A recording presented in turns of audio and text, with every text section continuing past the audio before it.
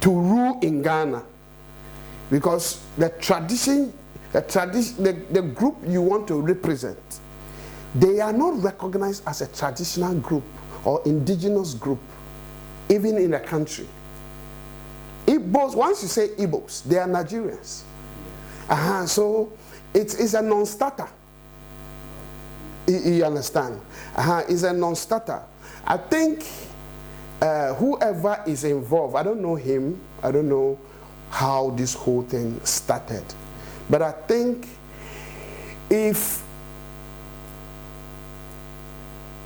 I think he should, this whole thing is generating unnecessary tension between Ghanaians and Nigerians. And if the person is, excuse my word, intelligent, it's not advisable, because we have lived in peace, and in the sub-region, in the West Africa sub-region, most of the countries around us are francophones. It's Ghana and Nigeria who have been the major anglophone, and maybe Sierra Leone, but we Ghanaians and Nigerians have been parties, we have been brothers, we have been family. Okay, so these tensions are unnecessary. Really, really, really unnecessary, from political perspective, from business perspective, for everything, from every angle you look at it. One person should not hold our beautiful relationship into ransom.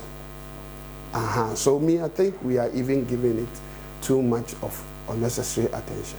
But let me ask this question. Is it illegal for a foreigner to own property in Ghana? Is it illegal for a foreigner to own a property in Ghana? I'm not a lawyer, okay?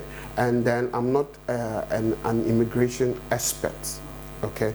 But what I know is that if the foreigner is a foreigner, if he came into Ghana as an investor, then whatever business or project he wants to do, it must be through a Ghanaian.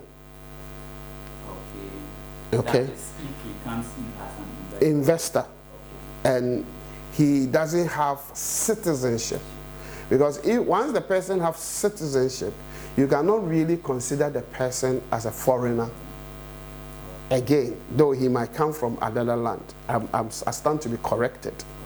But if the person is a foreigner and is here in Ghana in his status as a foreigner, then he cannot just own a property. Okay? But if the person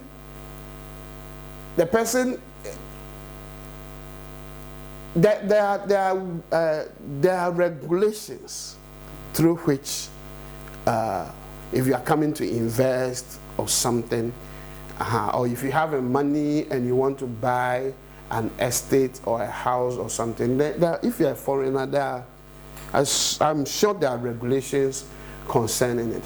So if you go through the regulation, I can be a Ghanaian and own a house in the US if I have the money to buy it and go through the necessary whatever regulations I have to follow. Okay. But the issue of, from what you were saying, the person said he wants to build a kingdom. So for example, if you come to Ghana as an investor and then you go through the regulations, you have a local representative, and you are not a citizen, but you are an investor, and then you need a Ghanaian to lead you to, if you want to go into estate development, then you need a Ghanaian to front the transaction and everything. He has a shares in the company. Then you can buy maybe lands and then build an estate to rent or sell, whatever. You add up to the how do you call it?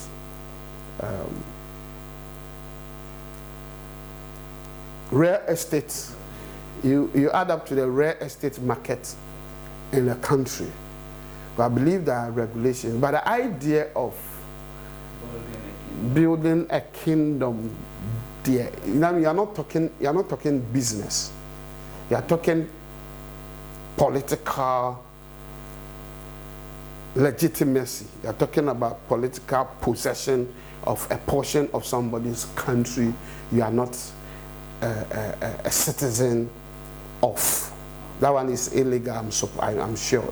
I don't think you can come from one kingdom and come and build another kingdom in that kingdom. In another kingdom. You can come from one kingdom and come and build your kingdom in another kingdom. It doesn't even make sense to start with.